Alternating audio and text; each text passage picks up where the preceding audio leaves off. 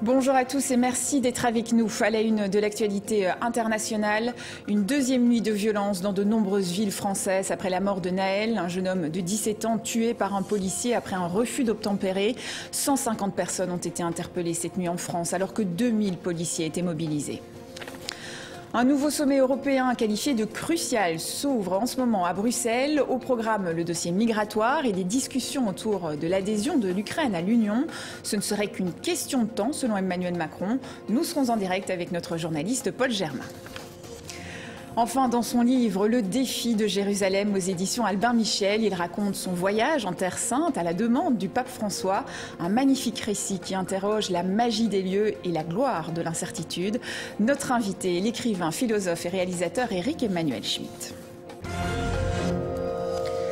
Emmanuel Macron a donc convoqué une cellule de crise ce matin. Une marche blanche est prévue cet après-midi à Nanterre à l'appel de la famille du jeune conducteur. Les dernières heures ont été marquées par des violences urbaines et des affrontements avec les forces de l'ordre. Plusieurs bâtiments publics, notamment des mairies ou des écoles, ont été incendiés ou attaqués. Des images commentées par Elsa Assalit. Nanterre, théâtre de violents affrontements cette nuit. Des voitures incendiées, des tirs de mortier d'artifice à répétition. Certains projectiles visent directement les forces de l'ordre, contraintes ici de reculer. La commune des Hauts-de-Seine a connu une seconde nuit de violence. La colère ne retombe pas, après la mort mardi matin de Naël, tué par un policier après un refus d'obtempérer. Près de Nanterre, à Villeneuve-la-Garenne, les émeutiers s'en prennent au mobilier urbain. À Clamart, un tram est incendié. Des hommes vêtus de noir et encagoulés s'en prennent ici au commissariat de police de Bagnolet, en Seine-Saint-Denis. Même sort pour ces véhicules de police à Damary-les-Lys, en Seine-et-Marne. Des scènes de chaos constatées dans de nombreuses villes en France, à Toulouse, Lyon ou encore près de Lille, à Mont-Saint-Barreul, où la mairie a été prise pour cible. Sur RTL ce matin, le maire de la commune dénonce un déferlement de violence. Alors les destructions matérielles sont considérables. Fort heureusement, on a échappé au pire parce que nous avions trois agents à l'intérieur qui ont dû se réfugier dans une salle un peu cachée et sécurisée pour ne pas être atteints ni par les flammes ni par ces individus qui avaient pénétré dans l'hôtel de ville. En début de matinée, Emmanuel Macron a convoqué d'urgence ses ministres pour une réunion de crise. Et les dernières heures ont été marquées par des scènes de violence contre le commissariat, mais aussi des écoles, des mairies, et donc au fond contre les institutions et la République. Et celles-ci sont absolument injustifiables. Plus tôt ce matin, le ministre de l'Intérieur a dénoncé sur Twitter des violences insupportables contre des symboles de la République. Il indique que 150 interpellations ont eu lieu pendant la nuit. Dans le reste de l'actualité, Vladimir Poutine assure ne pas avoir douté du soutien des Russes pendant la rébellion du groupe Wagner. C'est ce qu'il a affirmé hier lors d'un entretien avec le chef de la République du Daghestan qui fait partie de la Fédération de Russie. Et pourtant, cette rébellion avortée a ébranlé Moscou, d'autant plus que sur le terrain en Ukraine, l'armée russe fait face à une contre-offensive des troupes de Kiev. Un nouveau sommet européen qualifié de crucial s'ouvre en ce moment à Bruxelles. Au menu, il y a évidemment l'Ukraine, mais pas que. On va rejoindre Paul Germain à Bruxelles. Paul, quels sont les enjeux de ce sommet qui rassemble les chefs d'État et de gouvernement des 27 ? Eh bien, Vicky, on pourrait dire que l'objectif principal des 27, comme toujours depuis le début de la guerre en Ukraine, c'est d'afficher leur unité. Et à propos de l'Ukraine, précisément, le président Zelensky interviendra en visioconférence au cours de ce sommet. Et on abordera la question de l'adhésion. Mais comme l'a dit Emmanuel Macron, la question aujourd'hui, ce n'est plus de savoir oui ou non à l'adhésion de l'Ukraine, mais plutôt quand. Alors, il y a également l'Arlésienne, le dossier qui revient d'une manière récurrente au cours de chaque sommet, le dossier migratoire, avec l'obsession du moment, le contrôle des frontières extérieures de l'Union européenne. Vous savez qu'un accord a été trouvé pour mettre au point un système qui va permettre de renvoyer plus facilement, plus rapidement les migrants qui entrent illégalement en Europe et qui n'ont pas accès au statut de réfugiés politiques. Et puis les 27 veulent aussi établir des accords avec des pays du Sud comme la Tunisie pour qu'ils contrôlent davantage leurs frontières. 1 milliard d'euros a été promis à la Tunisie. Malgré ça, on voit bien que le président tunisien est un petit peu hésitant. Il a déclaré que la Tunisie ne pouvait pas devenir le garde-frontière de l'Europe, mais peut-être veut-il tout simplement faire monter les enchères. Merci à vous, Paul Germain, pour toutes ces informations en direct de Bruxelles. Philippe Ategué-Kimana, plus connu sous le nom de Philippe Magnier, a été reconnu coupable de génocide et de crimes contre l'humanité devant la justice française. La Cour d'assises de Paris l'a condamné mercredi à la réclusion criminelle à perpétuité. Cet ex-gendarme rwandais naturalisé français était poursuivi pour des faits commis lors du génocide des Tutsis au Rwanda en 1994. Des débris du Titan ont été remontés sur Terre. Ce petit submersible avait disparu près de l'épave du Titanic avec 5 personnes à bord la semaine dernière. Les gardes-côtes américains ont également annoncé que des restes humains avaient été découverts. Ils vont être analysés et ils devraient permettre de mieux comprendre les causes de l'implosion. Tout autre chose maintenant, ses livres sont d'immenses succès. Il est traduit dans 48 langues. Dans son dernier ouvrage, Le défi de Jérusalem aux éditions Albin Michel, il nous partage son récit de voyage. Il est parti comme un pèlerin en Terre Sainte à la demande du pape François. Bonjour Éric Emmanuel Schmitt, merci d'être avec nous. Bonjour. Le Vatican vous a donc proposé de partir à Jérusalem et d'en tirer un livre. Vous avez accepté le défi, mais avant de partir, vous avez eu... J'ai accepté le voyage, j'ai dit le livre, on verra. Ah, vous n'avez pas tout de suite accepté la mission. Vous avez eu très peur d'ailleurs de partir. Pourquoi ? Parce que j'avais envie. Pour moi qui suis croyant, forcément aller sur cette terre-là où le christianisme s'est fondé et accompli, c'était un appel et en même temps j'avais peur d'être déçu, j'avais peur de me retrouver comme un touriste avec des sensations de touriste. Et en fait cette terre est tellement puissante et tellement riche que j'ai été empli de 1000 choses et en revenant j'ai dit oui, j'écris le livre. Oui, vous écrivez d'ailleurs, je croyais traverser Jérusalem et Jérusalem m'a traversé. Qu'est-ce que vous avez ressenti ?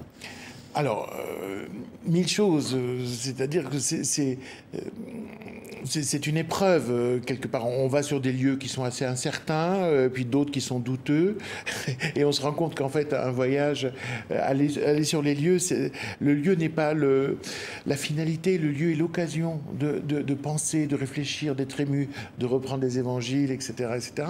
Et puis, être traversé, c'est évidemment quand j'étais au Saint-Sépulcre, à un moment où j'étais profondément sceptique, moqueur, sarcastique, voltairien. Vous parliez même de Disneyland Paris. Exactement. Vous faisiez la comparaison. Dégoûté par l'organisation de tout ça, la laideur du lieu, etc., etc., les haines entre les différents moines. Et c'est à ce moment-là qu'au Golgotha, c'est-à-dire l'endroit où a été exécuté Jésus, je ressens une émotion forte, c'est-à-dire je sens une présence, je sens la présence de quelqu'un qui est censé être mort il y a 2000 ans. Je le sens physiquement, je raconte dans le livre ce qui s'est passé, ce qui m'a bouleversé, ce que je n'ai pas compris tout de suite et qui a fait qu'après je me suis enfermé dans une chambre, je ne suis pas sorti pendant une semaine, mais en fait j'étais en train d'accoucher d'un nouvel homme, c'est-à-dire que ma foi qui était purement intellectuelle est devenue complètement charnelle, physique, grâce au voyage à Jérusalem. Le pape François a signé la postface de votre livre. Vous l'avez même rencontré à la fin de votre pèlerinage et la semaine dernière, si j'ai bien compris. Qu'est-ce qui vous a marqué dans votre échange ? J'ai vu un homme qui était lumineux, malgré l'âge et malgré les douleurs physiques. J'ai vu un homme d'une humilité volontaire, absolue, qui... alors on a échangé, son écoute est aussi profonde que sa réponse. Mais il m'a surtout ému au moment où on s'est quitté. Il m'a dit, sur le pas de la porte, priez pour moi. Je me dis, c'est pas possible, mon italien défaille, je ne comprends pas. Il me répète, priez pour moi. Et moi, je suis fils de kinésithérapeute, je regarde les gens à travers le physique, et je pense à sa hanche, à ses genoux, etc. Et je regarde sa canne, il a un immense sourire, et il me dit, non, non, pas moi. Priez pour moi parce que la tâche est lourde. Elle me pèse, il faut que j'en sois capable. Et cette humilité absolue de dire, moi, je n'ai pas d'importance, je n'ai que l'importance de ma mission. Et puis ce message subliminal dessous qui consiste à dire, ta prière aux yeux de Dieu, elle vaut autant que la mienne. c'est-à-dire cette égalité absolue entre les chrétiens, qui est le propre de ce pape qui veut rendre l'Église aux évangiles et qui pense que chacun de nous est tout à fait un porteur de valeurs, ça m'a assez bouleversé. Vous n'avez pas tout de suite accepté de faire le livre. Une fois que vous avez accepté cette mission, est-ce qu'il avait des exigences particulières, le pape François ? Mais aucune. D'ailleurs, le coup de fil, c'était « Nous aimons votre œuvre, mais nous aimons votre foi et votre liberté pour la dire ». Et je crois que c'est ça la spécificité de ce pape, c'est qu'il pense qu'il y a des légitimités partout. Cette idée folle de penser que je suis aussi légitime pour parler du christianisme. Bon, j'ai un christianisme nourri, construit, philosophique, travaillé, etc. Je veux dire, mais penser qu'il est aussi je peux exprimer légitimement ce qu'est l'esprit des évangiles, c'est complètement sa démarche à lui, qui est vraiment de rendre les évangiles non seulement à l'Église, mais à tout le monde. Quel est le défi de Jérusalem, selon vous ? C'est un défi auquel les hommes restent sourds. C'est-à-dire que Jérusalem nous dit « Entendez-vous ». C'est un lieu de pèlerinage légitime pour les trois monothéismes, pour le judaïsme, pour le christianisme et pour l'islam. Aucun lieu sur Terre n'est comme ça. Quand on va à la Mecque, c'est un pèlerinage musulman. Quand on va à Lourdes, c'est un pèlerinage chrétien. Là, c'est un pèlerinage légitime depuis des siècles pour les trois monothéismes. Et je pense qu'à travers Jérusalem, Dieu nous dit, faites comme les pierres, accordez-vous, entendez-vous, soyez frères et non pas fratricides. Et en étant à Jérusalem, je me rendais compte que ce qui faisait que les frères parfois sont fratricides, c'est qu'ils oublient leur origine commune. Ils oublient le père et la mère, ils oublient d'où ils viennent. Quand on croit qu'on est au début de sa propre histoire et qu'on est à soi-même son histoire, on est dans l'oubli de l'autre et dans l'oubli de la fraternité. Donc Jérusalem est ce lieu unique sur la terre qui dira toujours aux hommes « Entendez-vous, nous sommes sourds ». Autre chose, pour terminer, vous êtes le directeur du Festival de la Correspondance à Grignan, dans la Drôme, du 4 au 8 juillet. L'amour et la haine, c'est le thème de cette nouvelle édition. À quoi peut-on s'attendre ?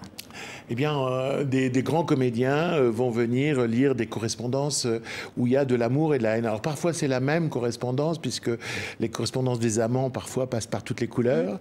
Parfois, ce n'est que l'amour, la correspondance de Napoléon avec Joséphine de Beauharnais. Cet homme a été éperdument amoureux jusqu'à la fin de sa vie de cette femme, Saint-Exupéry et Consuelo, etc. Mais il y aura aussi des lettres où il y a de la haine, la correspondance de Magda Goebbels, que va lire Julie Depardieu. Et puis parfois, il y a des couleurs très spéciales. La correspondance de Alain Robbe-Grillet avec sa femme, Catherine Robbe-Grillet, qui viendra faire une rencontre, indépendamment des acteurs qui jouent le texte. Voilà. Et moi, j'ouvrirai le festival avec Pascal Bruckner, parce que la marque de ma direction de ce festival, qui existait avant moi et qui est un magnifique festival, la marque que je veux imprimer, c'est de dire, je veux pas seulement qu'on évoque les correspondances du passé, mais qu'il y ait chaque année la création d'une correspondance neuve entre deux écrivains contemporains. Et donc, nous allons, Pascal Bruckner et moi, le mardi 4, ouvrir le festival par une correspondance que nous avons eue toute cette année sur l'amour et la haine. Parce qu'un jour, à la table du Goncourt, puisqu'on est tous les deux à la table des 10, je lui ai dit, mais j'ai dit la haine, je ne connais pas. Très beau programme. Donc, et lui, il m'a répondu, je me suis construit sur la haine. Ah oui. Très beau programme en perspective. Merci à vous, Éric Emmanuel Schmid, d'avoir été notre invité. Et c'est la fin de ce journal. Merci à vous pour votre fidélité. Excellente suite de programme sur TV5 Monde.